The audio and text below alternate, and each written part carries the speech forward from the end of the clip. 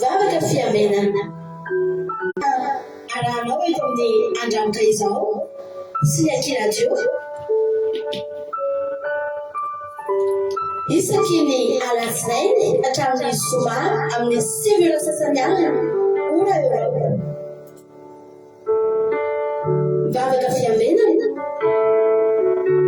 iarahanao amin'ny mpanompon'Andriamanitra Radio Salama Mivady sy ny groupe izay maharesy andrenesanao toroteny sy fampahelezana.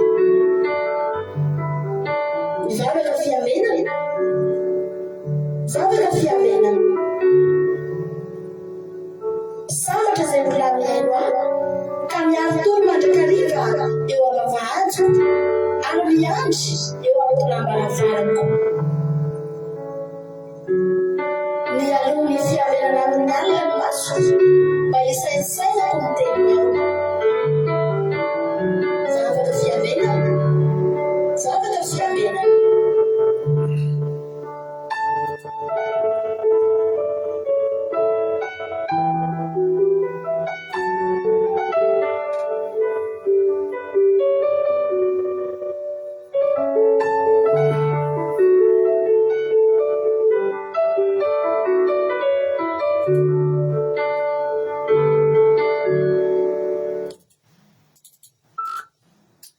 Alléluia, amin'ny fifaliana lehibe indray rasana babalalo ny eo amintsika amin'izao fotoana izao dia falibeneny tena komena aminao eto androany anaty izao fandarantsika afaka fiamenana izay ranao fandarana andramika izao ny akiradio ary mpikambana ato anatin'ny groupe izay maharesy ny fiadanany tompany eo amintsika rehetrarehetra dia tonga soa daholo tsika tsirairay avy mbola vitsivitsy moa ny tafiditra satria tsika tapaka koa ny fandarana teo mbola vitsivitsy ny tafiditra nefa dia miarabantsika rehetra izay efa tafiditra sady raha androany eo miaraka aminay dia teterinao tsika tena sendra koa ny natongavana eto fa tena misy raha ilan'ny tompo anao ka dia maharetatra amin'ny farany dia tongava soa daholo isika rehetra ifampiarahaba ihany tsika rehefa fa manam-piandra ny sasany aloha andao tsika ametraka ny fotoana eo am-pitan'Andriamanitra ka andao ampanzotsika ny anabavintsika zafady mbavintsika Kodanyela hitondratsika ao anatin'ny vavaka fanomboana dia aveo tsika ifampiarahaba rehefa avy rehefa aorinan'ny fanonona tsodrano. Kodanyela anao ny fitenenana. Makasitraka pastera na amin'ny fitenenana dia tain'i Jesosy tsika rehetra, tain'i Jesosy pasterisy mianakavy kely dia mbola hiara-mivavaka tsika miatrahantsika ny fotoana eo am-pelatanan'Andriamanitra.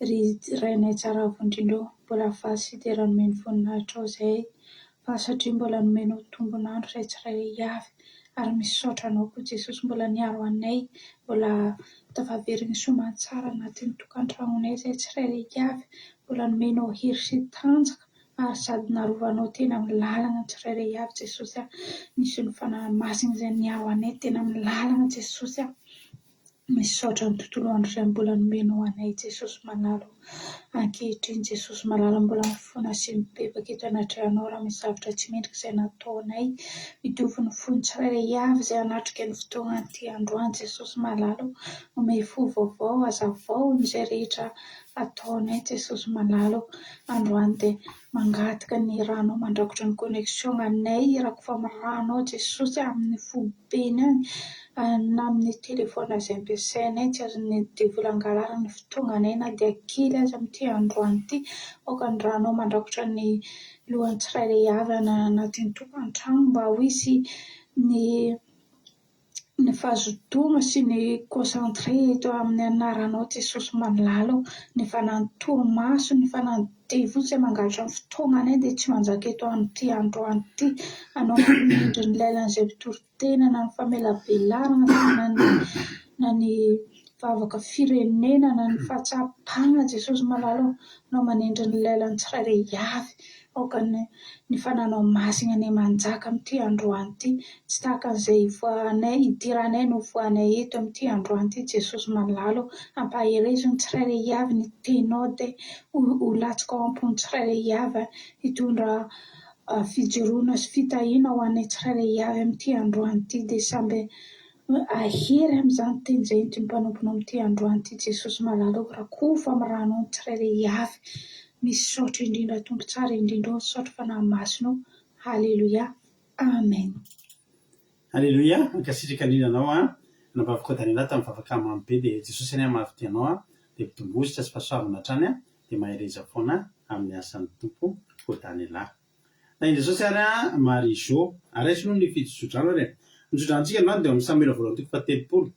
Samuela voalohany toko fahatelopolo ka ny andininy fahafito sy fahavalo no sodrantsika androany.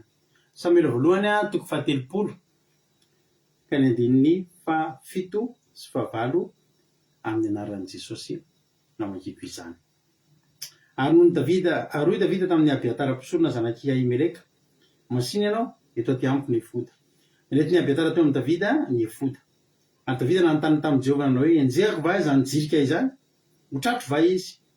Dia namaly azy Jehovah hoe enjeo izy fa hotratro tokoa ary horaraka ao. Halleluia. Mety anaty fisalasalana ianao androany. Inona reny no ataoko e? Ho ataoko hidirako ve ty zavatra ty? Ho ataoko ve ty misy zavatra manoloana anao, misy safidy mampisalasala anao zao hatramin'ny maraina e? Mety tamin'ny nandritry ny herinandro e? Mety misy zavatra ngeza be fanapa-kevitra ho raisinareo mivady anatin'ny tokantrano dia misalasala reo atao sa tsy atao hidirana. Raha ataontsika ve ty dia ho tafavoaka amin'ity ve tsika? Raha atao ve ty dia ho tratratsika ve ty? Raha atomboka ve ty zavatra ty dia ho tratratsika amin'ny tanjona? Sodranako aminao androany dia zao mandeha any. Ataovy. Hoy Davida, enjehako va zany jirika izany? Matakeko ve ty problème ity? Irosoko ve ty projet ty? Ho ataoko ve ty irosoko ve ty lalany ty? Hoy Jehovah taminy, enjeo izy fa ho tratro ao tokoa ary ho raraka ao, sady ho tratranao no ho raraka ao. Dia tonga aminao zany sodrano zany aza misalasala. Rehefa zay no namangin'Andriamanitra anao dia ndana mandrosoa fa ho tratranao io dia ho raraka ao amin'ny anaran'i Jesosy. Na hitoko Marie-Jo États-Unis, tojo Allemagne, Erikaraky, France, Manosolokaky, Koweït, Mesopianjana, Arabie Saoudite, Argentine, Koweït, Milarandre Malala, Allemagne, Firenanakoto, France, Kekerandrina Solo, Madagasikara, Lovely-Tina, France, Jesosy Mpandresy Madagasikara, Soameva, France, Firenanakoto, France, Katakamalala, France, Mesopianjana, France, Tsiriambaramela, France, Angèle Pagès, France, Artisanat de Madagascar, France, Mampionina, France, Rantanina Marisalina, Madagascar, Razanazo Sylvie, Koweït, Anglina Rodriguez, Arabie Saoudite, Persava, Koweït, Artisanat de Madagascar, France, Niana Maïsou, Italie, Verchelina, France, Ilana Mernena, France, Ancien Apostole, Madagascar, Erikaraky, France. Halleluia.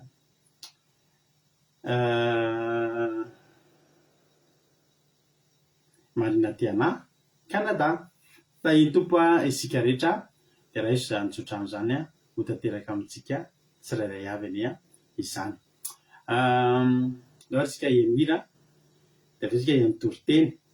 Itoroteny eto irana vavisika razana Monika avy any Dubai rehefa avy eo andolotsika emira. Tolotratsika mpitiavana ve ty ry dia anatin'ny ty ihany koa dia afaka mijoro vavolombelona nareo. Inona ny zavatra nataon'Andriamanitra teo amin'ny fiainanareo ary havana malala meo voninahitra Andriamanitra. Za zany havana malala dia mijoro vavolombelona aminareo dia zao misy momba ny asa foana ihany satria tsika dia miasa isana dia any ny tena ahitantsika aina moa izy ty any ny tontolo iainantsika mandritra ny tontolo any dia any matetika ahitantsika ny zava-mitranga sy ny fitahin'Andriamanitra.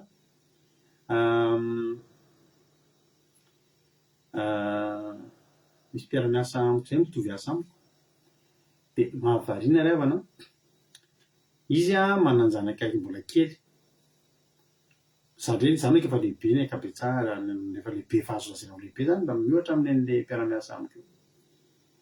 Fa ny tena mahavariana rehefa misy mission atao hivoaka andeha lavitra ka hoe tsy matory any an-trano dia tonga dia avilin'ilay sefokany aminy daholo foana ny za tsy miteny amin'ny sefoka zaho manao fandarana vavaka fiambenana na ohatr'izany fa tena mahavariana anahy tsy mera amiko tsy manontany anahy koa ny hoe afaka ve ianao rato mandeha any Allemagne zao le namany io misy asa tokony atao any Allemagne mandritry ny herinandro niainga tamin'ny latsinainy maraina be dia miverina amin'ny zoma izy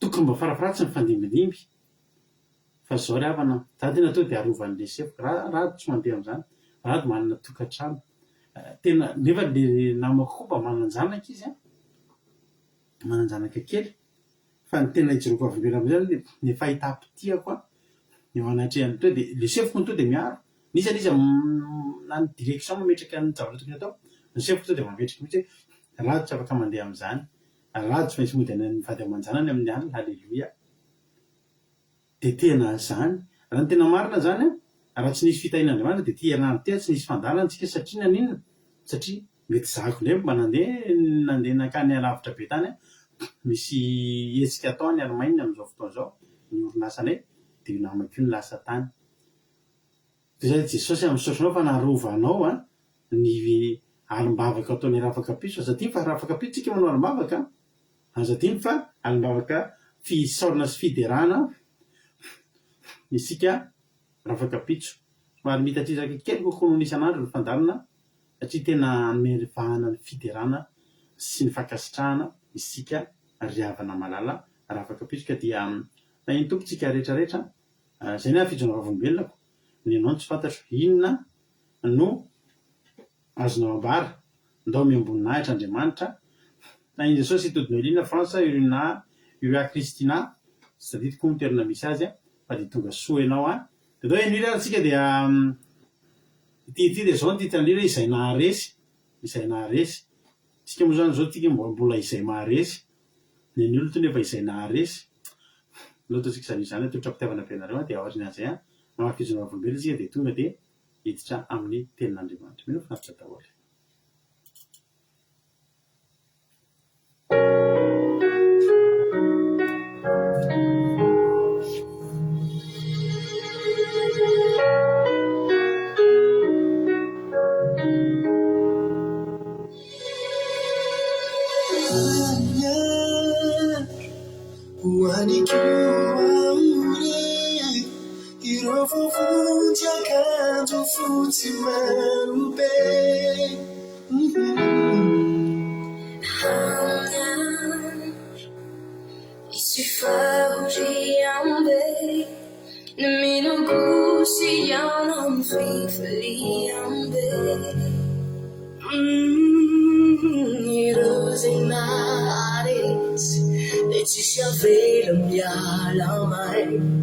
Andrai ni satruguni na ichini fiainana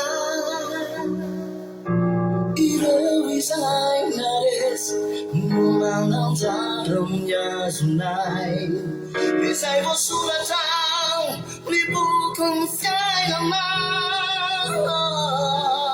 Vovuzyan yarakisi Ilay tanto Trong baba kaya Barangani tayo sa Vuvunjalo Yanakisik Direkta Tunutafi Trong baba kaya Barangani tayo sa Sikizam Rasambata ni Kristi Ipagkatana na kaya pitari Isigizan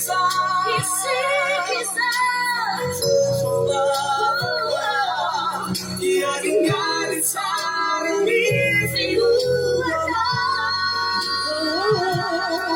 Irasanare siyan Nagsasyabi layalamay Ang Chinese sa tukunin na ichi Lifyay naman Kusay naresiyan Kumansaram niya sunay Tisay basura siya Ni bukin isyan naman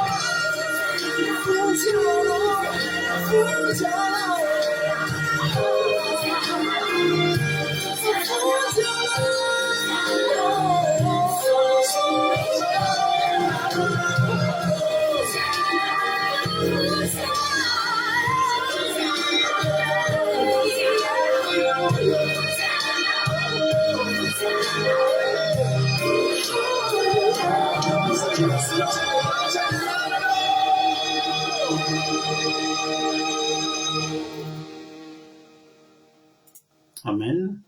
Manatanareo amen natao be zany ndry voavonjy tsika reto a ho voavonjy ianao a dia ho voavonjy a dia ho voavonjy ireo mpijery rehetrarehetra eo a zany ny tanitsika zany ny fifalitsika zany keny ataontsika eto zany keny mahatonga antsika eto foana isan'andro tsy hoe mangatabavaka tsony foana ny ataontsika eto androany efa nahazo valim-bavaka isika fa mbola entsika inona ikolokolo sy taizana ara-panahintsika mba hahatongavantsika ny an-danitra amena tonga soa anjasika patetsi tonga soa tahiny tompo a fijona vavolombelona voalohany nena maheno soa popoka be ty anankiray ty alleloia raiki jesosy a fa efa itsodrano androany mihitsy no miseho tamin'ny fiainako androany alleloia rehefa namelanao examen code responsable tamin'ny auto-école na jeudi teo tonga dia nanaika ary niraisiko hoe bisik'andriamanitra hoe atovy amen mandalo sabaty izy io ary mety mipasiteram-bavaka zany ny sabata teo alleloia tonga ny fotoana anaovana le fanadinina androany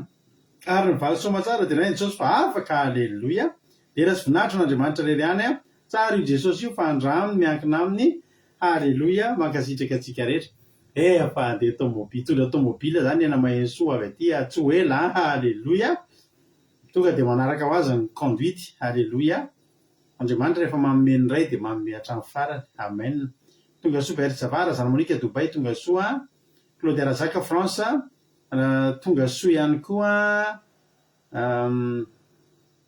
hoy izy rina vovonjy daholo ny groupe zay maharesy rehetra amen hoy rozy mina voninahitra n'andriamanitra misaotra ny tompo jesosy fa hita fa mitantana sinao zavatra tsara tokoa izy andrina ny tontolo andro alleloia amen tsara zany iaraka isika iakatra ray avana malala Hubert hoy raha antarina maisarina mankasitraka indrindra zany ry malala Kotanila mankasitraka ny Kotanila tamin'ny izy hoy erika hoe alleloia direct jesosy fa mbola nomeny tombonandro salama tsara zay menakavy sady mbola notafiny hery sy voninahiny ary nataony narovany katafody ato tokantrano sy menakavy kely amen alleloia ohatra tansina hoe alleloia dia nay jesosy mbola afaka manaraka vavaka fiambelona ary mbola nomeny hery sy tanjaka ary fahasalamana izay menakavy ho an'andriamanitra ny voninahitra amen tsara jesosy omely sobianjana hoe so jesosy fa nilamina tsara ny tontolo androko androany feny fiarovany amen aonareo izy tojo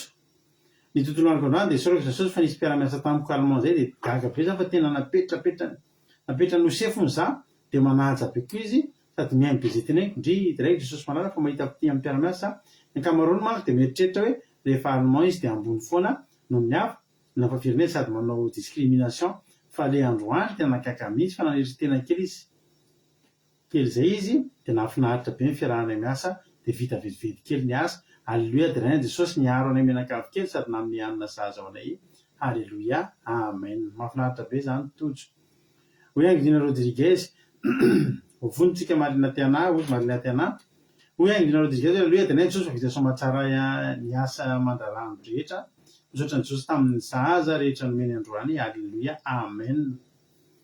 Halleluia. Misaotra n'Andriamanitra berta tamin'ny fitantanany vita somatsara ny raharaha feno fahasalamana ny menakavy direct Jesosy malala. Halleluia, amen. Tara Jesosy. Hoy na hoe halleluia misaotra n'Andriamanitra lehibe fa na dia mandalo tsy fahasalamana kely aza dia mbola navita ny adidy rehetra. Misaotra azy koa fa dia nalaminy tontolo andro menakavy kely dia tafahoana somatsara ato an-trano indray izay dia raha Jesosy voninahitra ho azy irery. Amen. Hoy lina. Halleluia. Misaotra antsika rehetra nanaiky amin'ny voninahitra n'Andriamanitra tao anatin'izay fotoana mamy be ny zarantsika ny Jesosy ny tsara ny fampahezansika tamin'ny alalan'ny fijona vavolombelona zay hitrafatra ny amin'ny toroteny ary tsika ny toroteny ny tenin'Andriamanitra izay rahantsika amin'ny groupe 7 moa zany dia raha navavisika razana Monika any Dobay no mitondra antsika anatin'ny toroteny amin'ity androany ity. Ka avy hatrany dia ampandrosotsika ilay izy dia vita indray ny toroteniny dia veletsy ny tena famelabelatra ny tenin'Andriamanitra ihany koa. Ny Jesosy ary razana Monika anao ny fitenenana. Pastera tany tompontsika rehetra izay mpanaraka vavoka fiaminana dia faly ary avy na mbola tafiaraka eto amintsika indray amin'izao alina izao. Dia ny ten'Andriamanitra izay vakiantsika moa hitantsika ao amin'ny numery toko faha 120 fahaefatra sy fahadimy faranantsika amin'ny andiny fahasivy izany. Numery toko fahaefatra toko faha 120 azafady andiny fahaefatra faranantsika amin'ny andiny fahasivy. Dia nivakotoy izao nanana Jesosy ny soramandry ambony ny menarana varahana ary niala tany an-tendrombohitra ho ra izy ka nahazo ny lalany makany amin'ny ranomasina mena hanodidina ny tany Edoma dia kivy ny fanan'ny olona noho ny lalàna ary ny tena ny mitsinan'Andriamanitra sy Mosesy ny olona ka nanao hoe nahoana no nentinao niakatra avy tany Ezipta izahay ho faty aty anifitra fa tsy misy mofo na rano ety ary mahamonamona na ny fanahinay itony mofo fona itony. Ary Jehova dia nampaleha ny menarana afo teny amin'ny olona ka nanaikitra ny olona ireny dia nahafatesana be ny olona Israely. Dia nakeo amin'ny Mosesy ny olona ka nanao hoe efa nanota izahay fa efa mitena ny mitsinan'i Jehova sy ianao ifona amin'ny Jehova izahay mba hanesorany ny menarana aminay. Dia nifona ho an'ny olona Mosesy ary hoy Jehova tany manaova menarana hafa ka antony amin'ny hazo lava ary izay rehetra voakaiky dia ho velona raha mijery izany. Dia nanao menarana varahana Mosesy ka nanantona anazy tamin'ny hazo lava ary izay olona voakaiky ny menarana ka mijery ilay menarana varahana dia velona. Halleluia, amen. Dia teto rehavina dia zanak'Israely dia amin'ny tendrombohitra atao hoe Hora. Dia rehefa niala amin'ny tendrombohitra atao hoe Hora izy dia nihazo lalana makany amin'ny ranomasina mena manodidina ny tanin'ny Edoma. Izy ny ten'Andriamanitra. Dia kivy ny fanahin'ny olona eo amin'ny lalàna ary ny teny na ny mitsina any Andriamanitra sy Mosesy ny olona ka nanao hoe nahoana no nentinao niakatra avy tany Ezipta izahay ho faty aty anefitra fa tsy misy mofo na rano aty ary mahamonamona na ny fanahinay itony mofo fona itony. Ity tany hevitra ity rehavina dia ity fiainana iainantsika ankehitriny izao.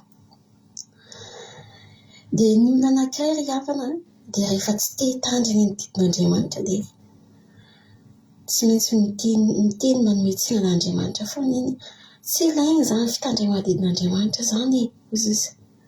Dia efa hitantsika tsara fa ny zanaka Israely teto raha tsy nitandrimadidin'Andriamanitra izy dia nanome tsiny.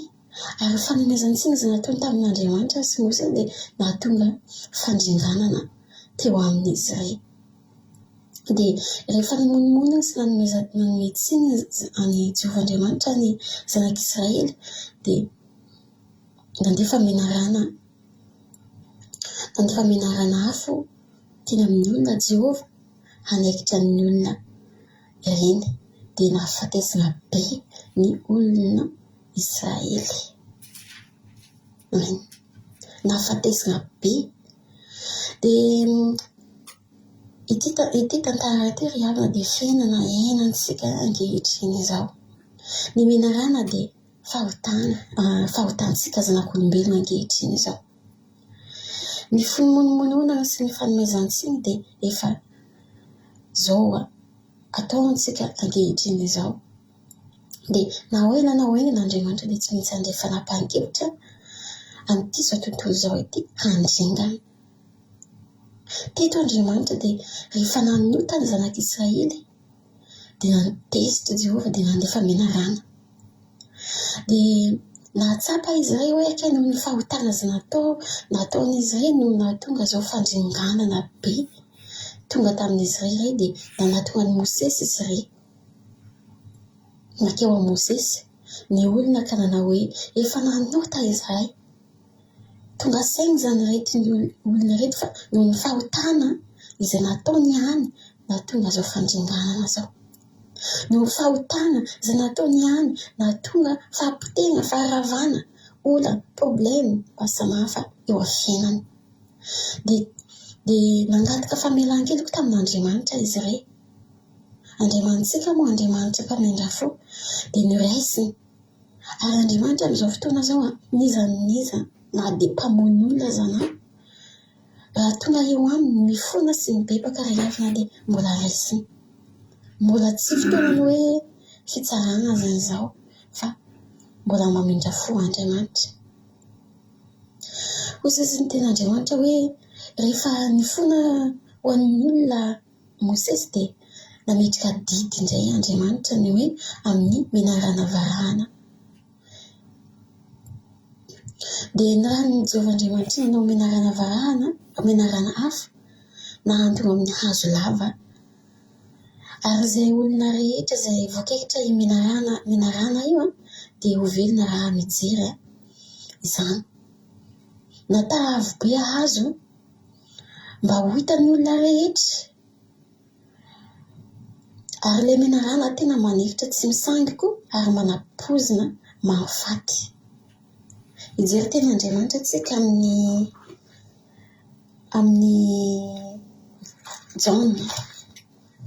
Jaona 3:7 andininy efatra ambin'ny folo ny vakintsika azafady. Jaona 3:7 andininy efatra ambin'ny folo dia mivakitoa izao ny anarana Jesosy hoe ary tahaka ny nanandratany Mosesy ny menarana tany anefitra no tsy maintsy hanandratana ny zanak'olona mba hanana fiainana mandrakizay izay rehetra mino azy. Alleluia. Amen. Teto ilay endriky menarana eto ilay nasandratra tamin'ny hazo ry havana dia tsy iza fa azo fijalian'i Jesosy Kristy. Amin'izao fotoana izao maro olona diso fanantenana, maro olona mamono tena ry havana satria tsy mahita tsirony amin'ity fiainana ity. Vokotra ilay fahotana dia fahotana mariny fo ny tenin'Andriamanitra hoe fahafatesana ny tambin'ny ota izy. Ary profony zany dia dito amin'ny andininy 7 ny nahafatesany amin'ny ity tenin'Andriamanitra ity dia amin'ny andininy 9 dia nahafatesany zanak'Israely marobe noho ny fahotana izay nataon'izy ireny teo anatrehan'Andriamanitra. Fa rehefa nifona tamin'Andriamanitra izy ireny dia namendra fo Andriamanitra. Nibebaka izy ireny zany hoe nahatsapa ilay fahotana izay nataony. Aika tsy mety izay nataontsika iny rahalahy, rahavavy, andahoantsika hifona, andahoantsika hiala amin'ny zavatra ohatran'izao ka dia mba hahatonga Andriamanitra amindra fo amintsika mba hahatonga Andriamanitra amela heloka indray. Amindra fo amintsika amela heloka indray ka dia ary tena hoe ny fona nandeha tamin'ny Mosesy ny olona dia nibebaka dia niraisin'Andriamanitra ka dia nametraka dily Jehovahandriamanitra hoe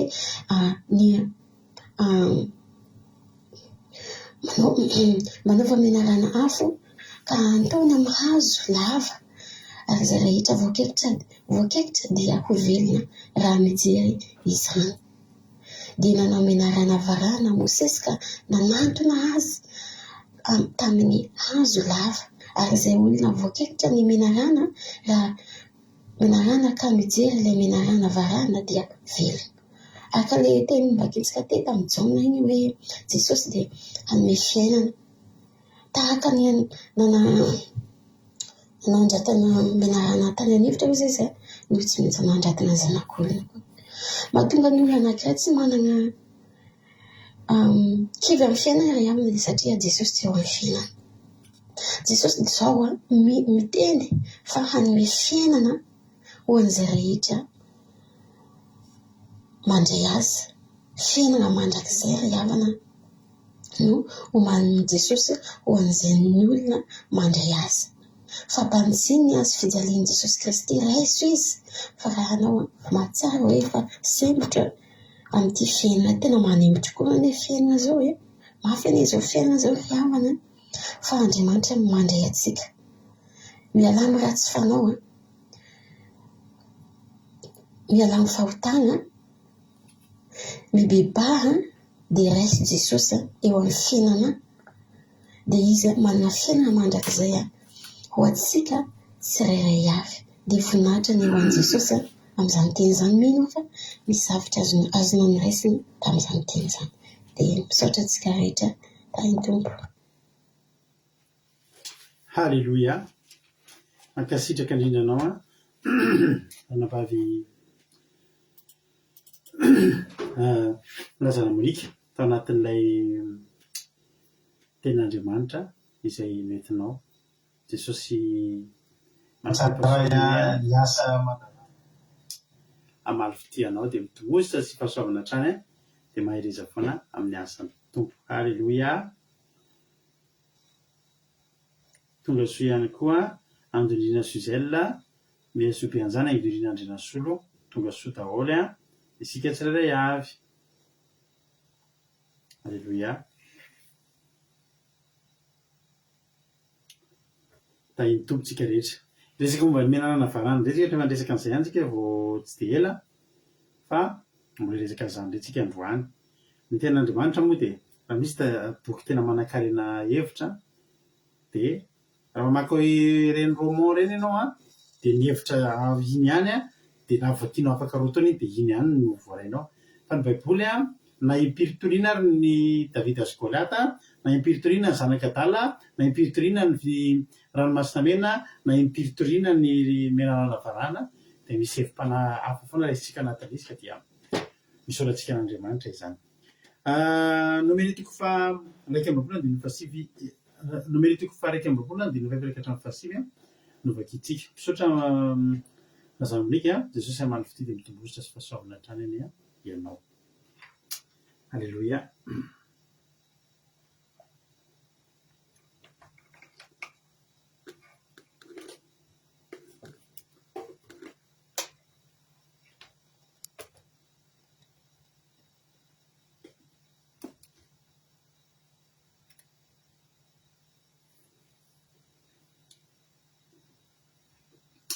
Halleluia. Nomeritiko fa raika amby roapolo andininy fahaefatra ny menarana varahana. Ary niala tany tendrombohitra ohatra izy dia nahazo ny lalana makany amin'ny ranomasina mena anodidina ny tany Edoma. Dia kivy ny olona, kivy ny fanahin'ny olona noho ny lalana. Ary ny teny nametsinan'Andriamanitra sy Mosesy ny olona ka nanao hoe nahoana ny nentinao niakatra avy aty Egypta izay ho faty aty anefitra aty fa tsy misy mofo na rano aty ary mahamonina aminaina fanahinay itony mofomofo itony. Zava-doza mihitsy ty nataon'ny zanak'Israely teto ary androany te hampianatra anao, hampianatra antsika rehetra izay tonga eto androany. Fa ratsy izany monimmonina amin'Andriamanitra izany. Ny monimonina ry zareo ary nanometsiny an'Andriamanitra ary mafy mihitsy nazo ny Mosesy tamin'izany fotoana zany a fa voatriny hoe Andriamanitra no mitondra ny zanak'Israely dia Mosesy mpitarika dia ohatriny hoe Mosesy le Andriamanitra amin'ny olona dia Mosesy ny mihaino ny olona monimony isan'andro. Fa manino zay nentinao aty misy rehefa mampahery olona dia misy an'io foana io tranga io zany mitranga foana io. Rehefa tsika zay mitondra mbavaka olona manomboka miditra tontolo fivavahana dia za matetika miresaka amin'olona dia ohatra manontany ianao nahoana ianao zay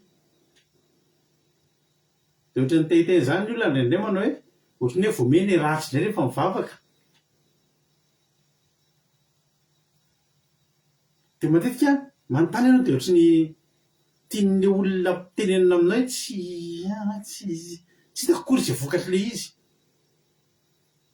ary misy miteny misy ndraindray a ohatrany hoe arakaraky ny vavahana voameo ohatry ny ratsy le tranga miseho.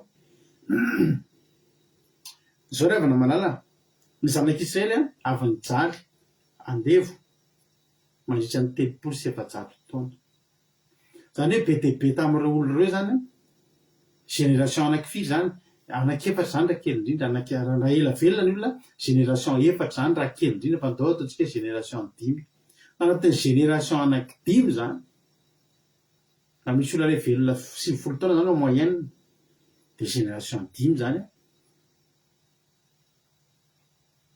tsy nahita an'izany hoe fahafahana, tsy nahita an'izany hoe fifaliana, tsy nahita an'izany hoe tambitamby teny mamy, tsy nahita an'izany, tsy nahita an'izany hoe fitsarana hoe mba manao siesta kely, mba manao weekend ny fianakaviana, tsy misy zany. Ny zanak'Israely tany Egypta tsy nanana weekend zany, tsy nanana an'izany sabata andro hitsarana zany, tsy nisy zany. Isan'andro dia karavasy no mandeha raha tsy mahavita ny asa. Dia modomena inona fotsiny? Modomena hena, dia atao manimanitra ny tongolo, fa ny very karavasy mandeha ihany.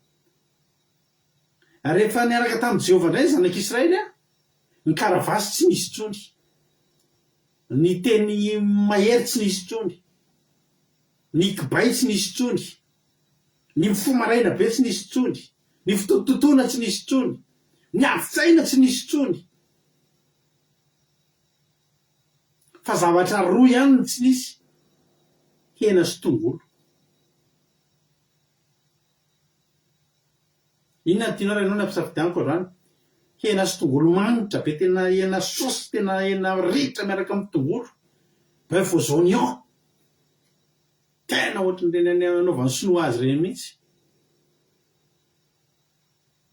Hen'omby ritra miaraka amin'ny tongolo, tena le tetika, tena tsetsasetsa kely ireny mihitsy. Misy sakamalaho, misy tsafony. Zay ny tianao ve sa fahafahana, fiadanana, filaminana, fifaliana, tambitamby, teny mamy, fitiavana, fahafahana, zany rehetrarehetra zany? Inona ny tianao? Minao fa hitenenao hoe le faharoa no tiako, satria anao mbola manana efa ninana hena foana. Ny zanak'Israely tsy mba zany. Tany Egypte izy nidradradrara te hivoaka, nivoaka izy nidradradrara te hiverina. Ary misy karazan'olona tsy mety afa-po amin'ny zavatra eo amin'ny fiainany ohatr'izany, tsy mety afa-po. Ny karazan'olona ohatr'ireny dia miteny anao androany, raha ianao nisan'ny olona ohatr'izany miovay ianao, fa tsy ahita fahasoavana mihitsy ianao fiarahana amin'Andriamanitra raha ohatr'izany, raha mbola manana fisainana ohatr'izany. Tsy dia farena miresaka amin'ilay zavatra taloha, fiainana ratsy taloha ireny ny alelovantsika. Nefa Andriamanitra mba mitondra antsika makaiza, mitondra antsika ary tsika ny zanak'Israely raha nentin'Andriamanitra mivoaka zany tsy oronin'inona fa voalazan'ny tena androany dia kivo ny fanahin'ny olona noho ny lalana, le lalana no nahakivo ny olona. Nijery lavitra be zany ny olona dia tena tany efitra tsy hita ny faran'ny lalana dia kivo meloa. Ny fahakiviana no mitondra ny olona ny monomonina. nefa levana raha mba fantatry ny olona fotsiny hoe iza moa miara-mandeha aminy. Mosesy tsy kivy a ianao sy hoe de kivy Mosesy ka ny monomonina tsy nisy tamin'ny Mosesy zany satria nahoana Mosesy efa nahazo toky ary mahafantatra fa miara-mandeha amin'Andriamanitra izy. Fa manino ianao tsy mety mino fa miara-mandeha amin'Andriamanitra?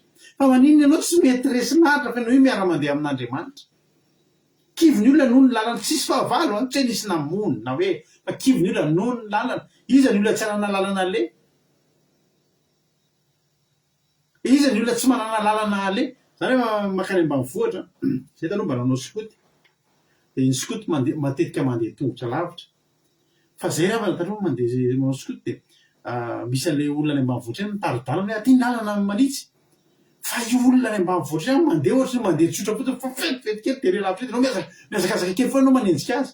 Ahoana ma de jereko mihitsy ny pahan'le olona ny ditongony ny alavan'ny tongony toza mitovy ihany ke ny dingana vitanay fa manisy vetivety kely de iny izy tsy mandeha aingana mandeha tsotra fotsiny izy mandeha fa zay mitambitamby kely de fa ry lavitra be de miazakazaka kely ndray manenjika anazy.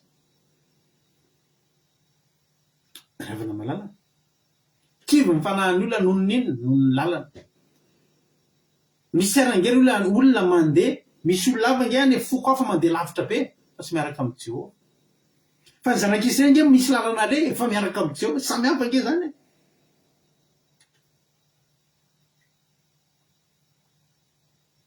Nefa ireo zanak'Israely eo fa nahita ranomasina mena ny sokatra. Zany ny tena tsy nahatantesan'Andriamanitra izy. De ny monomonina izy na minitsiny an'Andriamanitra izy de nahoana zay nentina niakatra avy tany Egypta ho faty aty arefitra. Fa tsy misy mofona rano aty fa ary mahamona aminaina ny fanahinay ito mofomofo rano ity. Tsy tatin'Andriamanitra io teny io. Nambaniny ny zanak'Israely mahamona aminay toy ny mofomofo tony.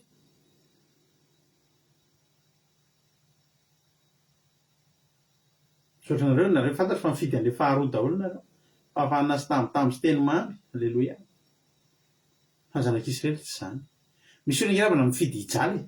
Misy olona ngiravana menan'i Jesosy fa mbola mifidy ny hijaly any. Misy olona ngiravana efa toroana filazantsara fa mbola mifidy ny lalana ratsy lalana fijaliana any. Za tena miteny anareo fa tokony ny olona rehetra anam-piadanana daholo ny olona eto an-tany raha mandray an'i Jesosy daholo.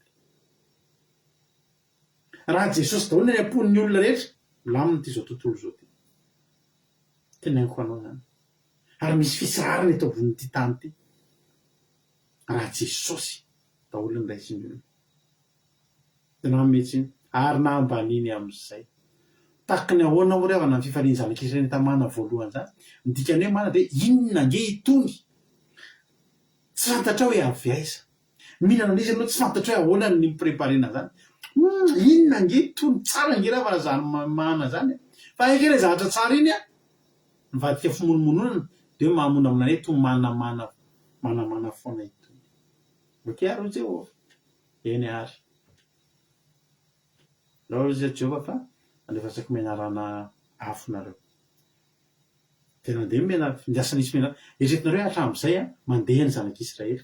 Eny alefitra eny misy mainty eny de misy menarana tsy nisy ny atakehan'ny zanak'Israely na de ray aza. Satria nini? Satria vita fiafanana tamin'Andriamanitra sy tsy ny monomonina satria tsara relation tamin'Andriamanitra. Ianao nge raha tsara relation amin'Andriamanitra mandeha tany efitra misy maimboka sy menarana zany anao. Hoy Jesosy efa menareo fahefana nietsaka amin'ny menarana sy maimboka. Alleluia. Anapahefana amin'ny zavatra rehetra. Fa le fimonomonina io mampisaraka atsika amin'Andriamanitra. Ary eto mitodika amintsika rehetra. Okizay fimonomonina io ravana. Ianao efa mety tsara ny fiainanao. Manino anao mbola mitaraina foana ianao tsy mety foana ny fiainanao. Zany efa misy olona ohatra hoe matetika loatra izy miteny anay tsy mety mihitsy ty fiainana ty de nazary lasa kamo be tondram-bavaka anazy. Tena teneniko fanareo zany. Hoe misy olona zany tena isaky miona ianao hitondram-bavaka azy de tsisy ninona mio laza efa tsisy ninona mio foana ny fiainany tena ajanoko aloha fitondranam-bavaka. Tena marina zany teniko anay. Na zay fomba fiatsako zay. Ajanoko aloha. Rehefa tsy mampiova de aloha ajanona. Fa io no nampiovany anay de ataonay foana isan'andro isan'andro. Tsisy mahafinaritra na ohatry mampahery olona. Ampaherezina setonam-bavaka de manan-javatra ijona vavolombelona tsara foana n'Andriamanitra isan'andro. Mampite hiantso foana isan'andro manao ahoana ndao hoe vava ahoana sy ahoana fandeha way alleluia. fa ny olona mpimonomonina io a lavitry ny valimbavaka io raha ianao zany androany tongeto ka mpimonomonina foana ianao ozy lazainao fa ratsy foana ny fiainanao io lazainao fa tena tsy mety mihitsy fiainalazainao de zany teny anao miova ianao ratsy zany de dana manompo sampy tena teneniko anao zany na ianao miova miara-mandeha amin'andriamanitra akasitrao zay rehetra ataony na zavatra kely vorainao rano na betsaka ratsy zany lany fotoana anao miaraka amin'andriamanitra dana manompo sampy tena tsofoky rahany mihitsy ianao satria nahoana tsy asoanao ny fivavahana ary anala-baraka an'andriamanitra fotsiny ny afaranao lazainao fa tsy andriamanitra tsy mamaly vavaka andriamanitra mamaly vavaka fa ny olona manange misy teo ary ny zanak'isengela nandeha tsisy eo matin'ny anoanana na matin'ny arerahany ony tena andriamanitra nandeha 40 taona tena antany efitra izy eo ny akanjony tsy rofotra ny tokony tsy ny voto ny kapany tsy tapaka hitanao fa nany akanjona io ary tahin'ny tompo nefa inandrika ravana zany eny amin'ny tany efitra zany fa tsy rofotra na 40 taona zany hoe ty akanjoko ty zany 40 taona ty zao mbola tsy ampy taona koa ty akanjoko ty za manana t-shirt fotsifotsy be be akiradio de eo amin'ny isaky ny misolo matetika reny de misolo de efa reraka le akanjo anaovako eto za zany zao tsy haiko hoe fimpiriny solo akanjo t-shirt fotsy akiradio ary teto am'ty fandarana ty nefa ny fandarantsika ary mbola tsy ampy 10 taona koa amin'ny 1er janvier zao a 20 taona karazany fa 20 taona ny akiradio sika amin'ny janvier alleluia 20 taona fimpiriny solo akanjo a fa ny zanak'izy le 40 taona etrtao na io kofena akanjo io akanjo io aby tahin'ny tompo akanjo aza vereo na tahin'andriamanitra de ny ainao tsy ho tahin'andriamanitra fa nahita fotoana imonomonona na zanak'izy zay izy leo fombatsika mihitsy aminay leo beaka hoy Jehova hoe okiary hitanareo le mena ranafo reo hoy Jehova hoe nampademena ranafo teny amin'ny olona ny tena marina amin'ny mena rano io de zao re mena rano reo fa teo foana satria ny anefitra feny mena rano fa hatramin'izay Jehova teo no ny fisiany Jehova eo de tsy manaikitra ny mena rano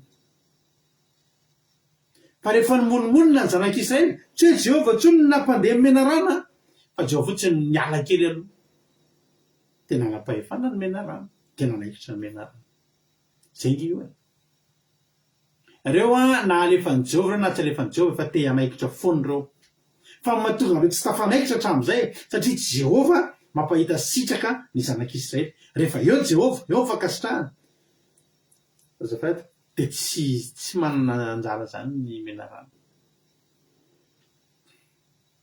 aroa Jehova leo ana oke ary lasa hozy Jehova tonga de mena rano na niditra tsihatra tandremo ndana mibebaka raha mpimonomonina lava amin'Andriamanitra ndana mibebaka zao de zao fa tsy te ahita anao voakaikitry ny mena rano hafa tady tio be de be mihitsy maty tamin'io nafatesana be ny olona zay mahatonga ny olona be de be reo olona rehetra tokony tonga tany amin'ny tany Kanana fa hoy ny tena Andriamanitra ary Jehova nampandeha mena rano hafa teny amin'ny olona ka nanaikitra ny olona reny de nafatesana be ny olona Israely betsaka ny olona tokony tonga tany amin'ny tany Kanana tsy tonga inona ka inona tonga azy tsy tonga fimonomonona ny fimonomononany tsy mahatonga any amin'ny tany Kanana ny fimonomononana tsy ahitana voninahitr'Andriamanitra de tsara fimonomononana narikeo amin'i Jehova ny olona zany hoe efa nanoty zay efa niteny sy nametsiny an'i Jehova synao nifony amin'i Jehova zay mba anisora ny mena rano aminay de nifonina tamin'ny olona Mosesy de nifona ho an'ny olona Mosesy ary hoy Jehova taminy anao fa mena rano hafa ka antony amin'ny hazo lava ary izy rehetra voakaikitra de ho velona raha mijery izany de nanomena rano varana Mosesy ka nanatona azy tamin'ny hazo lava ary zay olona voakaikitry ny mena rano ka nijery ny mena rano varana dia velona halleluia amen ny vahaolana misy foana amin'Andriamanitra nefa misaotra an'Andriamanitra ny olona zay tsy maty ny mena rano hafa tamin'izany satria mbola afaka nibebaka ianao androany mbola velona ianao zany le mpimonomonina be mihitsy ianao androany mbola velona tana mibebaka misy ny vahaolana tena sahako mampanantena anao amin'ny aran'i Jesosy fa misy ny vahaolana raha vonona ianao androany hibebaka hifonany amin'ny fimonomononana zay nataonao tsy marina zany hoe meraty zany ny fiainanao taorina ny vavahanao tsy marina zany aza mandainga tsy ianao rery nandalo tamin'io lalana io fa tsika rehetra nandalo an'io daholo za manokana mijory vavolombelona aminao niny atsoko an'i Jesosy no ela niny atsoko azy marina tokoa ny zany tsy hoe miandro ty eto ato ao fa tena nanantona azy aho dia niteny taminay Jesosy aho vonjeo aho inona ny tianao ataoko fa vonjeo aho ny tenako an'izany nira dia niditra tsera teo amin'ny fiainako izy noga teo tsy niratsy tsony ny fiainako fa nijanona teo amin'io mety tsy niatsika kely aloha fa tsy niratsy tsony fa eo no manomboka ny fiainako hiakatra alleloia dia hoy ny ten'Andriamanitra hoe ny fonany olona dia Jehovah andala manao menarana varahana dia ataovy antony amin'ny hazo ambony hazo lava dia izay voakaikitry ny menarana ka le kaikitry ny menarana tsy mahafaty eno eo fa voakaikitry ny menarana zany ianao dia mbola misy fotoana kely iasan'le pozina ny anatin'ny lalan-drano anatin'ny rano any dia metsetsina ny lalan-drivotra tsy haiko avy zavatra mitranga any dia zay mahafaty ny elo tsy hoe voakaikitra dia maty fa misy voakaikitra mbola velona aloha mandrapahafaty hoy Jehova jere amin'izay menarana dia zay voakaikitra efa anatin'ny pozina fa mbola tsy maty fa zay mijery an'le menarana varahana dia velona dia tsy nanakely le pozina netin'ny menarana ravana ny Isaia 7:7 tiako foana ty teny ty dia vakiako teneniko matetika izy ty Isaia 7:7 nge vakitsika Isaia 7:7 andininy fa 2:20 ho vakitsika amin'ny aran'i Jesosy manao hoe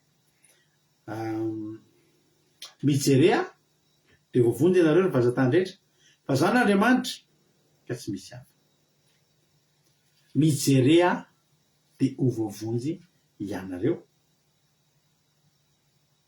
ny vazantany rehetra ny fijerena an'Andriamanitra ny fitodiana amin'Andriamanitra dia mahavonjy niza na efa voan'ny cancer tena ataoko hoe tena efa tena alefa azy tena efa terminal reny mety misy meno n'ity fandarana ity androany mety misy olona tratrana insuffisance rénale tonga eto androany efa tena efa ny amin'le tena afa-tsy atao isa-telo isan-kerinandro ny dialyse ny tompony dialyse rehefa mikatra ny Maurice tsy hitatsony ina ny atao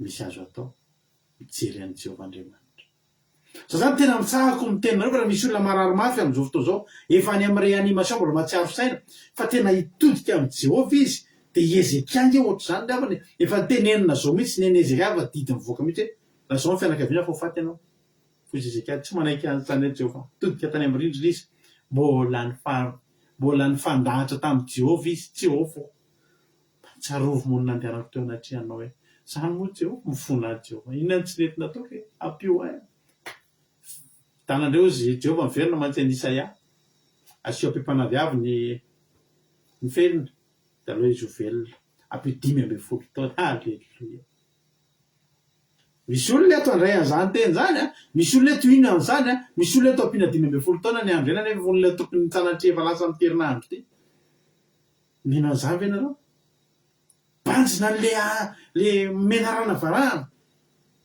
tonga dia velona alleluia zay ny vahaolana meny Jesosy menarana varahana atao amin'ny hazo lava dia sitrana tsy hisy narahary tsony miaramaina amin'ny menarana tononoko amin'ny anaran'i Jesosy fa miaramaina amin'ny menarana eo amin'ny fiainanao miaramaina amin'ny menarana nanaikitranao alleluia mialamaina ho mialamaina misy aminareo voakaikitra amin'ny menarana efa misy pozina any amin'natin'ny vatanareo any miandro fahafatesana sisa mety fahafatesana ara-nofo mety fahafatesana ara-panahy mety fahafatesana araky ny zavatra manodidina anareo ny asa mandrara sy ny fifankatiavana ao an-trano sy rehetrarehetra mety avoakaiky tsy mena rano fa za mbola teteny aminao mbola manam-potoana ndana mijery an' Jehova mipanjina an' Jehova manatrea azy antsoiny anarany fa ho velona ianao mijery ahy dia voavonjy ianareo hainao moa zany hoe voavonjy tsy maty ny dikana zany sotra Jehova alleloia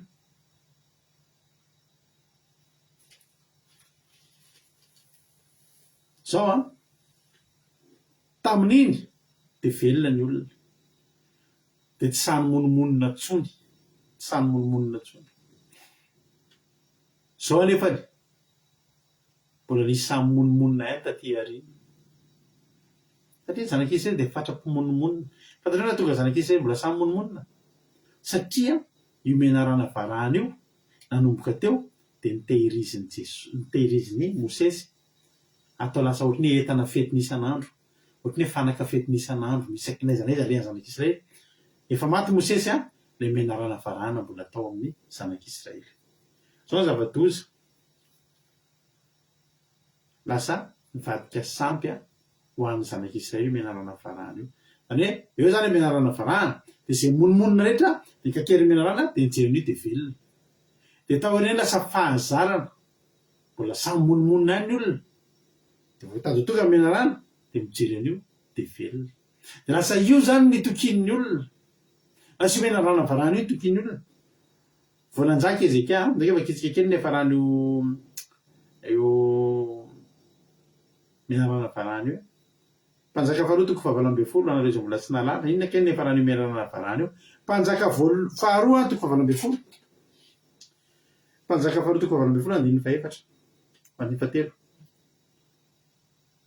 anaovakiko hatramin'ny andininy voalohany mihitsy mpanjaka faharoa toko fahavalo-ambin'ny folo andininy voalohany ny androany nanjakan'ny Ezekia sy naravan'ny fanjakan'ny Israely ary tamin'ny taona fahatelo nanjakan'ny Hosea zanak'Ela mpanjakan'ny Israely no vao nanjakan'ny Ezekia zanak'i Azia mpanjakan'ny Joda 5 taona izy fony vao nanjaka ary nanjaka 7 taona tany Jerosalema izy ary nanarandreny dia Iaby zanaka vavin'ny Zakaria ary nanao zay mahitsy teo mason'i Jehova izy tahaka n'izay rehetra nataon'i Davida rainy izy io narava fitoerana avy sy namakivaky ny tsagam-bato sampy sy ny kapany Aserahany ary nanorotoro ny menarana varahana izay nataon'i Mosesy hitanareo lasa nahazo laka ohatry ny sampy ny Asera ilay menarana varahana lasa sampy Jehova nge tsy niteny hoe mivavaha amin'iny fa Jehova nge tamin'ny fotoana tany amin'ny tany hevitra iny ny vahaolana hitan'Andriamanitra dia natao zay nijeran'iny dia tsy maty mavakaiky tsy menarana fa tsy hoe midika akory zany hoe vo tsy misy an'iny amin'izay ao an-trano dia hoe voakaiky tsy menarana no potehana taka ny nanapotehana ny tsangam-bato sampy sy ny Asera no fanorotoroana ny menarana varahana zay nataon'i Mosesy fa satria zanak'Israely efa nandoro didika azo manitra tamin'iny hatramin'izany andro zany ary ny anarany nataony hoe Nehushtan hitanareo lasa sampy atao hoe Nehushtan iny menarana varahana iny Jehova Andriamanitry ny Israely no nitokiny ka dia tsy nisy tahaka azy tamin'ny andro rehetra nanjakan'ny Joda nateo aoriana nateo alohany fa mifikitra tamin'i Jehova ireo izy ka tsy niara tamin'ny fanarahana azy fa nitandrina ny didy izay nitandidiny Jehova azy no potehana ny menarana varahana tsika koa tsy manana menarana varahana jerena tsony so ianao mieritreritra zany misy menarana varahana ho jerena dia asianao menarana varahana ao an-tranonao tsy zany tsony nitokitsika misy lehilahy anankiray kosa natao tamin'ny hazo lava tao amin'ny tanàna iray atao hoe Golgota nisy hazo fijaliana telo tao Golgota ny tena marina ny anankiroa efa eo foana anatonana ny mpangalatra ray tratra dia eo amin'ny ilany volohany antony misy roa tratra dia antony eo rehefa roa ny eo misy 4 tratra dia miandro toro ny anankiroa misy 10 tratra dia miandetsy roa nefa misy hazo fijaliana roa avo ao fa tamin'i Jesosy hiakatra teny dia nentina manokana mihitsy ny hazo fijaliana anazy tsy mbola nisy ny antona teo fa anazy iny mavesatra tamin'iny fantatritsika tsara fa tsy zakany nitondra an'iny niakatra teny fa natao ihany zay natongavany tena ary iny ny avo indrindra ny azo fijaliany Jesosy a dia avo lavitra noho ny endray reo jolahy anankiroa dia tandido n'ilay menarana varana zay natao tamin'ny azo lavo inona ny aton'izany ny tendrombohitra Golgota na ilay atao hoe karandoa dia tendrombohitra kitsokely ohatr'izao anisan'ny avo hita avy tamin'ny toerana maro dia natao teo amin'ny tapon'izany Jesosy ary natao tamin'ny hazo ambony mba ho hitan'izao tontolo izao fa misy famonjena ho azy eny ambony eny ny famonjena ho azy ianao dia ny fahafatesan'i Jesosy teo ambony hazo fijaliana ianao tokony hibanjina ny fahafatesan'i Jesosy ianao tokony hibanjina ny ràny Jesosy ianao tokony hanisy vidiny any ràny Jesosy ny fahafatesan'i Jesosy zay ny ahavovonjy anao alleloia Jesosy ny teny ravana Jaona 4:20 andininy 4:30 hoy Jesosy manao hoe ary za raha sanatra hiala amin'ny tany dia hitaonany velona rehetra anatona izany no lazainy anambara izay fahafatesany efa hiaretany Jaona 4:20 andininy 4:30 zany izao dia ary za raha sanatra hiala amin'ny tany jerareo fahafatesany fotsiny dia efa natao teny ambony izy riavana androany tsika sy manana menarana varahana tso iny efa mipotehany iny fa nybanjintsika androany dia miverina amintsika le Isaia 45:22 manao hoe mijery dia voavonjy nareo mijery an' Jesosy amboniny hazo fijaliana tadito fa mato anao Jesosy ny fahafantaranao an'izany fotsiny dia tokony hanafaka anao Jesosy mato anao zany fandresena ho anao tsy tokony ho fatiny aretin'izany anao fa Jesosy efa mato anao tsy tokony ho fatiny amoy fo zany anao fa Jesosy efa mato anao tsy tokony ho lasa dalan'ny olona zany tsika fa Jesosy efa mato atsika tsy tokony ho lavo ny famoiza-po zany tsika sy ny ina moa famoiza-po sy ny ina moa ty zaviko reny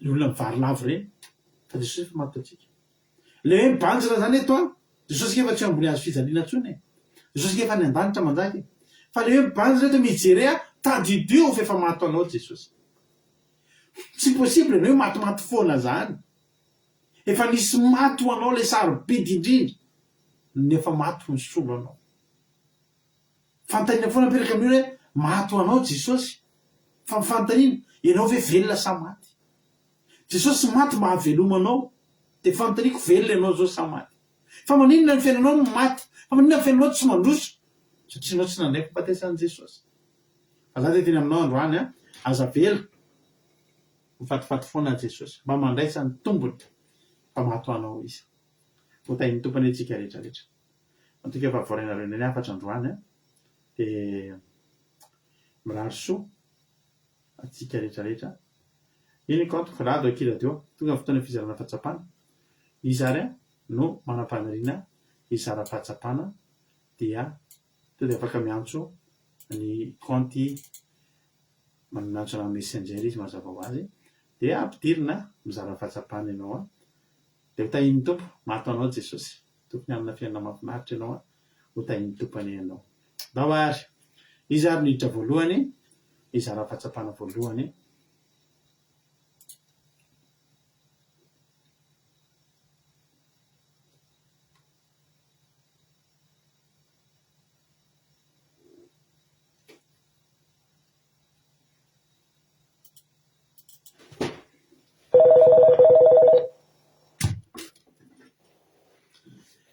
Alleluia, merci fa nisy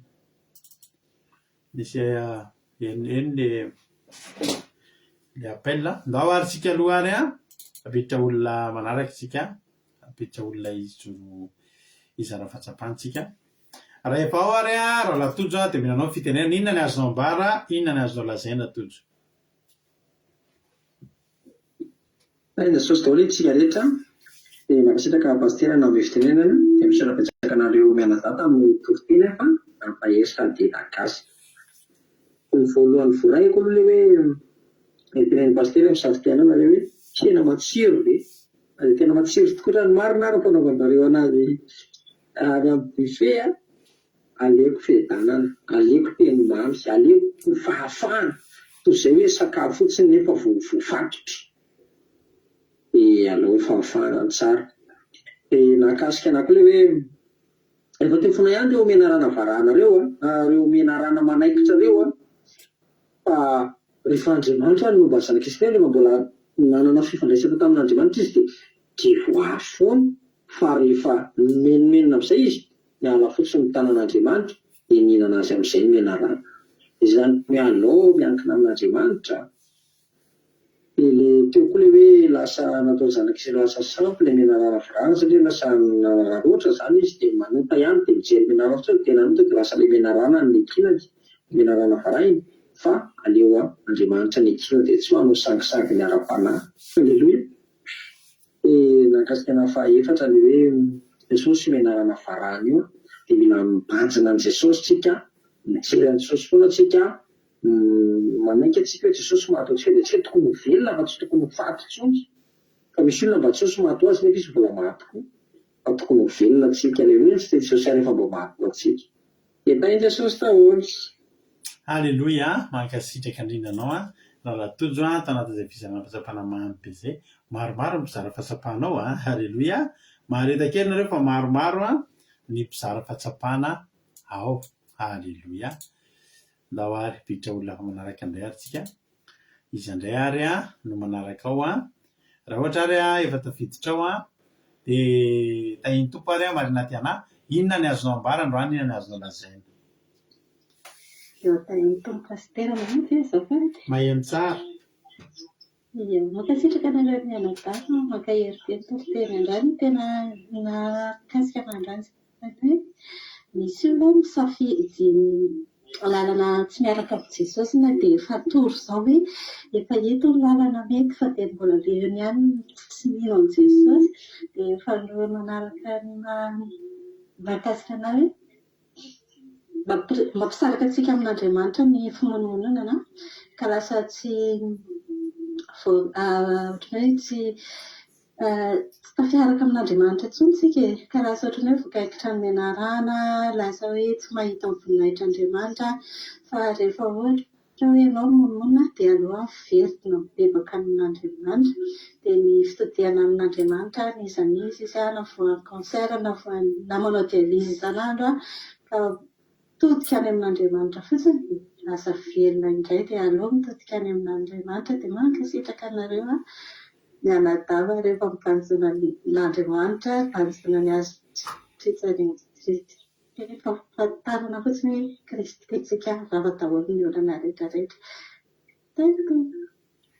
Halleloia, mankasitraka be dia be ianao marina ty anahy tanatin'izay fizarana fahatsapana mamy be dia Jesosy hamaly fity dia mitombositra dia mitombo fahasoavana hatrany hatrany dia mahereza foana amin'ny asan'ny tompo. Halleloia.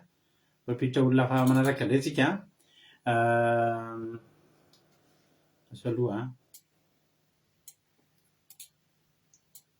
raha ohatra ary ka efa vonimboninao raha mavelika dia mihinanao fitenenana inona ny azonao ambara androany? Tain'i Jesosy tsika rehetra tain'i Jesosy pastera dia mankasitraka pastera na ny fitenenana dia mankasitraka anareo mianadahy tamin'ny toriteny androany fa tena hoe mamy be mihitsy ny toriteny sady mahakasika. Ny azany tena maro be mahakasika moa fa fititinana sy tonga tsy miaina ihany dia tena hoe zavatra lehibe hoe afatra sy voaraiko androany hoe ny fimonomonana sy ny tsy fatokinan'Andriamanitra dia tena mitarika fampitehana, mitarika zavatra be lehibe eo amin'ny fiainantsika. Tsika nefa rehefa miaraka amin'Andriamanitra dia manana toerana tsara be fa rehefa ohatra tsika ka monomonona dia lasa manitsaka maimba sy lasa mihinana tsika mena rana varahana. Fa raha ohatra tsika miaraka amin'Andriamanitra izany dia ny toerantsika tena tsara be dia tsy hanitsaka izany maimbo izany tsika na mena rana afo fa miadana be araka ilay safidy teo inona ny safidy tianareo hihinana tongolon'ny Egypta sy hena ve sa fiadanana, fibaliana, fahasambarana miaraka amin'Andriamanitra fitsaharana dia aleo ry havana misafidy manaraka an'Andriamanitra fa miaraka amin'Andriamanitra tena hafa mihitsiny satria tena hoe mamonjy antsika amin'ny fotoana rehetra Andriamanitra sady mitarika antsika amin'ny lalana tsara izy mitondra antsika manome antsika mahita ny voninahiny isika sady hiditra any amin'ny tany kanana fa raha mbola monimony isika dia sady tsy ahita ny tany kanana tsy ahita ny voninahitr'Andriamanitra dia izay tena nakasika anahy dia faharoany ilay hoe Jesosy le natao teny ambony teny amin'ny hazo lava hitan'ny olona rehetra dia Jesosy izany no famonjena antsika Jesosy no menarana varahana antsika ka raha mbola ao anaty fahotana isika na mbola misalasala isika na mbola tsy manantona isika dia miafatra izany angamba dia mila manantona an' Jesosy fa izy irery ihany afaka hamonjy ny fiainantsika mamany antsika manafaka antsika amin'izay rehetra manahirana antsika dia izay pastera nakasika anao hoe aoka raisy Jesosy dia teo vovojotsika tsy te ahitan'ilay tany kanana. Amen. Thank Jesosy daholo. Alleluia be mankasitraka Erika tao anatin'izay fizarana fahatsapana mampizay dia Jesosy hamaly fitianao dia mitombozotra sy fahasoavana foana hatrany mahereza foana amin'ny asan'ny tompo. Mbola misy olona hafa indray izara fahatsapana manaraka dia eo ampandrosoantsika izany olona izany amin'izao fotoana izao. Halleluia. Raha efa ao ary ianao ary nambavaingilina Rodriguez dia menanao ny fitenenana inona ny azonao ambara androany? Mankasiraka pastera amin'ny fitenenana dia manana ny fitanana Jesosy amintsika rehetra mankasiraka koa tamin'ny tenin'Andriamanitra. Ny zavatra nakasika an'androany dia hoe ny fimonomonomana dia lavitry ny valim-bavaka dia hoe raha mandray an'i Jesosy daholo ny olona dia mety fiadatana ary rehefa tsara relation amin'Andriamanitra koa tsika manam-pahefana ny zavatra rehetra. Dia faharoa hoe ny menarana efa teo foana efa narehefa Jehovah teo foana fa tsy nanaikitra ireo fa teo Jehovah fa rehefa monomonina ny zanak'Israely dia niala Jehovah izany dia nalefany teo amin'izay menaravana varahana dia lasa nanaikitra ny dia sady nahafaty be dia be dia farany moa dia hoe ny fimonomonina dia tsy mahatonga any amin'ny tana voninahitran'Andriamanitra dia tena farany hoe fitodiana amin'Andriamanitra sy ny mijery Jehovah dia mahavovondry. Mankasitraka indrindra tahiny Jesosy. Amen. Alleluia. Mankasitraka indrindranao ihany koa anatin'izay fizarana izay rambavy Angelina Rodriguez dia Jesosy hamaly fity dia mitombozotra sy fahasoavana foana hatrany hatrany mahereza foana foana. Alleluia. Indray tsy apiditra olona hafa manaraka indray mety tika mba ny olona farany raha tsy diso ny tenako.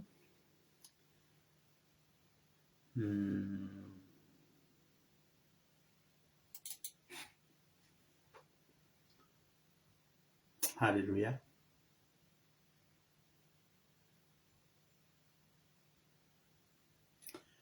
Manam-piandran'izay olona hiditra dia inona ny iritanareo fa mahazo ataontsika ao anatin'izany? Dao nareo mba fidirana indray androany. Izay hira anankiroa voalohany miditra eo no tsaraintsika dia izay be réaction indrindra no ataontsika maranantsika ny fotoana. Manaraka izany hira anankiroa nareo izay hitanareo fa mifanaraka amin'izay dia izay be réaction indrindra eo no ataontsika. Thank Jesosy ary Zandriaina, inona ny azonao ambara androany anao ny fitenenana? Thank Jesosy pastera dia mankasitraka amin'ny fitenenana mankasitraka anareo menagany koa tamin'ny toro-teny marobe nampahery nampianatra androany sy tena nakasika nampahery be daholo moa ny fampaherezanareo menada fa nakasika be ireo hoe rehefa miaraka amin'ny Jehovah dia tsy mahazo monomonina dia ny faharoa hoe amin'izao fotoana izao isika tsisy menarana varahana ho banjilina intsony raha teo afaka sositrana sy teo voavonjy fa Jesosy ilay mpanafaka antsika amin'izao dia mila manantona ny Jesosy tsika raha ohatra ka teo afaka dia azony tany kanana. Amen. Tahiny Jesosy daholo. Alleluia. Mankasitraka indrindra amin'ny fizarana fahatsapana mamy dia tahiny tompo Zandriaina. Alleluia. inona ary a no hira misaotra ny rehetra ny zara-pahatsapana inona no hira hitanareo fa mety tsisy nanolotra hira to dia zaka mba hianotra raha vao tsisy nanolotra hira nareo a inona reny hira mety amin'izany ambaranantsika fotoana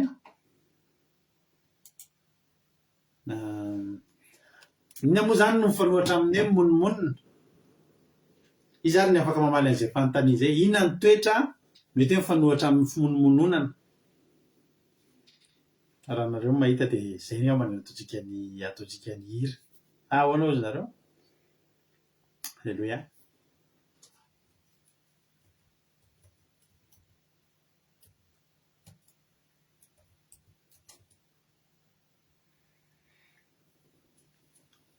reo zany ataontsika izy am'ireo ny tianareo tsy mbola misy sambo miletika raha miaraka amin'i Jesosy io le hira sa le anotojo hoe mijerea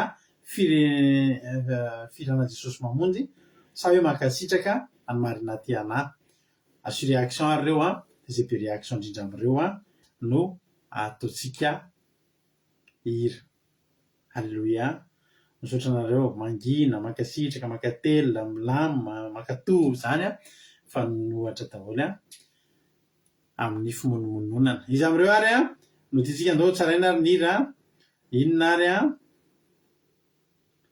inona moa titrany hira ny ranabavy teny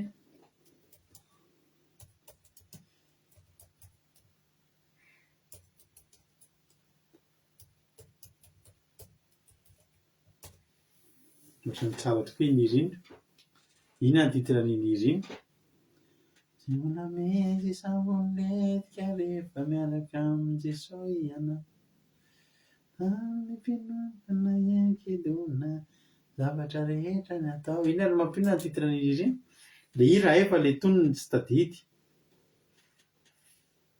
fanekena afaka sitrahana afaka toavana mangina misaotra anareo rehetrarehetra aiza ny titrany Berta io zao ny tapeko tao ry Berta fa tsy mipotra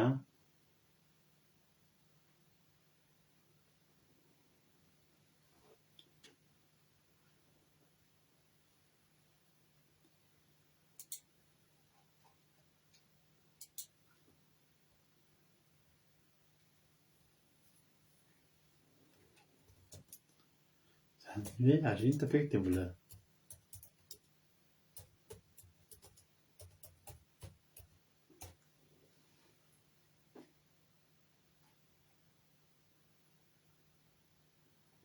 tsy misy nenina ny rebika zao mipotra hoe tsy misy tsy mbola nisy aiza ary izay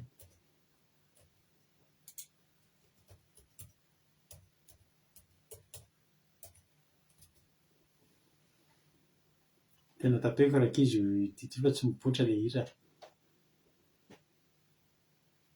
tsy mipotra le hira azafady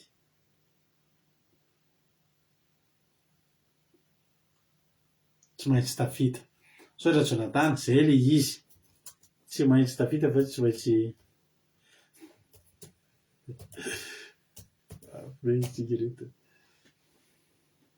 tsy maintsy tafita ino nahazo ngambany a efa ino loha nahazo e zay ve aloha le izy ino nahazo ny réaction a ny iny zany naresy ndao ary ataontsika iny izy iny a ho voninahitran'Andriamanitra dia hivavaka avy hatrany hivavaka amin'ny firenena sy hamarana ny fotoana aorianan'izay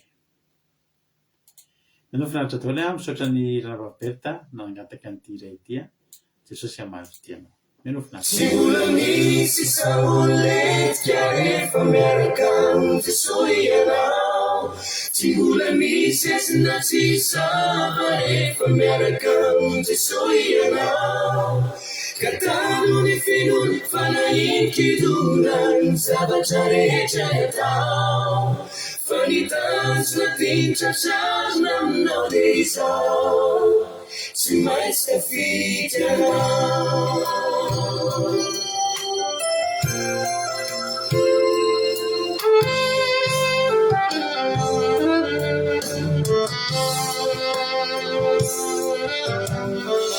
ilalana io mbola lavitra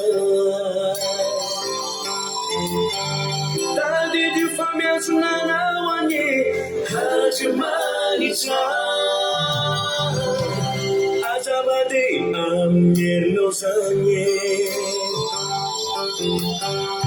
fa mety tramilaratsy toyanao zay vo avotra tsy mbola misy sambolentika rehefa miaraka am'Jesosy ianao tsy mbola misy azona tsy sava rehefa miaraka am'Jesosy ianao ka tano ny fido fanahintidorany zavatra rehetra ny atao fa nitanjona dintratrarina aminao dia izao tsy maintsy tafidranao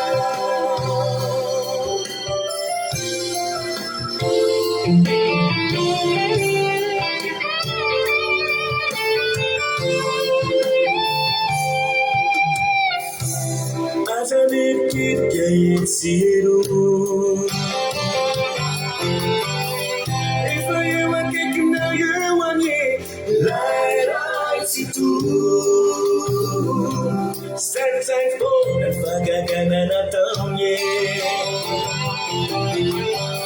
fa tsy ampafiny zavatrano arindreo avako fa tsy mbola misy sambolentika rehefa miaraka am'Jesosy ianao tsy mbola misy azona tsy sava rehefa miaraka am'Jesosy ianao ka tano ny fido fanahintidorana zavatra rehetra ny atao fa nitanjona dintratrarina aminao dia izao tsy maintsy tafidranao tsy mbola misy sambolentika rehefa miaraka am'Jesosy ianao tsy mbola misy azona sy sava rehefa miaraka am'Jesosy ianao ka tano ny fido fanahintidorana zavatra rehetra ny atao fa nitanjona dintratrarina aminao dia izao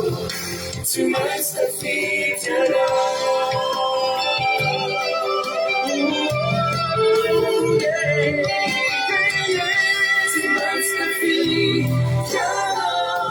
to my stuffy,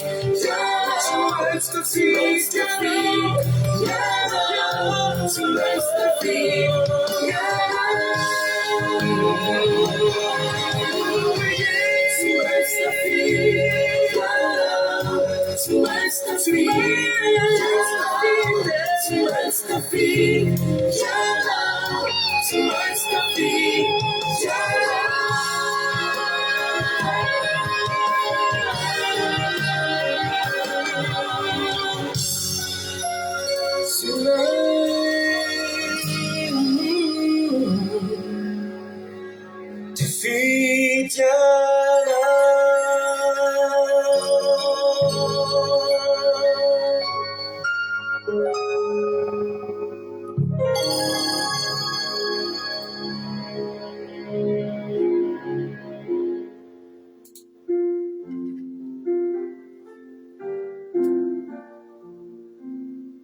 Halleluja. Misaotra anao indray zay Jesosy malala ny amin'ny fotoanandroany izay totosa somatsara no ny fahasoavanao. Halleluja. Dia voalaza somatsara teto indray ny afatrao ary matoky sy mino fa voarainy tsiray avy izay niditra teto izany Jesosy voninahitra ny eo anao niterany aja sy ny saotra dia averinay ho anao fa ny tananao mahery no nitazona ny connexion anay tsiray avy na teto amin'ny fiangian'ny fandarana na tany amin'izay nandray ary dia mbola tananao mahery koa nitazona ny Facebook tsy tapaka misaotra Jesosy malala ary dia mangataka aminao androany hoe jereo manokana izay rehetra tonga teto tamin'ity ambany ity aoka tarihan'ny fanahinao masina ka hibanjina anao tokoa dia ho voavonjy nizaniza mandalolana sy ady izy androany ataovy mitodika aminao izy Jehova ataovy mitodika aminao izy Jehova Andriamanitra ataovy mitodika aminao izy mitady anao miantso anao mametraka ny adiny sy ny fiainany eo am-pelantananao dia andre izy dia anatony izy dia hihaino feonao izy dia hibanjina anao ary akasitraka sy akalaza sy amin'ny voninahitra anao foana esory aminay mihitsy ny fimonomononana tsy hoe ty aminay tsirairay avy aza vela misy tapalatsaka aminaty fimonomononana izay satria fantatsay ankehitriny fa tena hoe tsy tianao ny fimonomononana Jehovah ko dia afao amin'izany zay mba samy hotafiditra ny tany Kanana avokoa ay akasitraka anao hatramin'ny zavatra kely indrindra zay mety mitsanga eo amin'ny fiainana rehetrarehetra ho voninahitra ny naranao rery ihany misy saotra Jesosy zay rehetra tsy voalazako ianao mahalalany maso mitra lavitra zay mba nieritreretinay dia ho ataonao amin'ny tsirairay avy izay tonga teto androany misy saotra Jesosy malalo halleluia amen mampandrotsika na vavintsika $100 amin'izao fotoana izao hivavaka ho an'ny firenena $100 anao ny fitenenana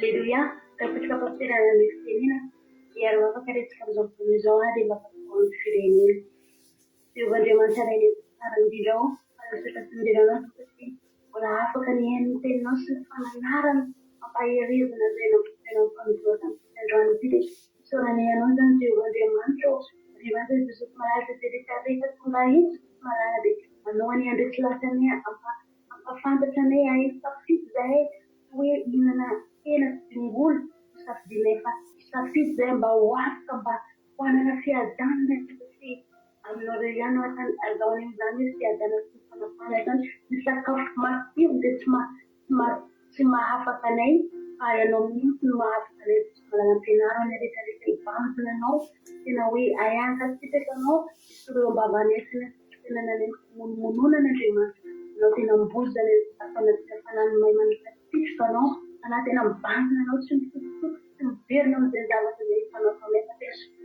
itu terjadi kamu melalui bangsa terjadi kamu melalui untuk menjadi bapak fidelitas ni apne wala trianos kita non jaga kami wala fidelitas wala tina barakon cerita setiap apina baca ay bangsa non kita ala bipo mun kita menjadi no penara kasih seperti rumah dagat sekarang ini demada tina tim jaga cara wala fidelitas malah pas dan wani asam pun dari Nay bahasa malah tadi kita naik tapi di bahasa yang ni guna sebenarnya ayah tapi kalau bahasa tadi dan dia macam families malah kene manuver families kene manuver bahasa tadi kami kene orang bahasa tadi dia mas ni orang pun families malah itu pengingat dia amin Alléluia akasitraka andrinanao rana vavy $100 tanatin'izay vavaka mampinetinao zay satria maro fitenao dia mitombotra sy fahasoavana hatrany dia mahireza foana amin'ny asan'ny tombo misaotra betsaka ihany koa andranavavitsika ranavavitsika izy mitondra ny toriteny teo ranavavitsika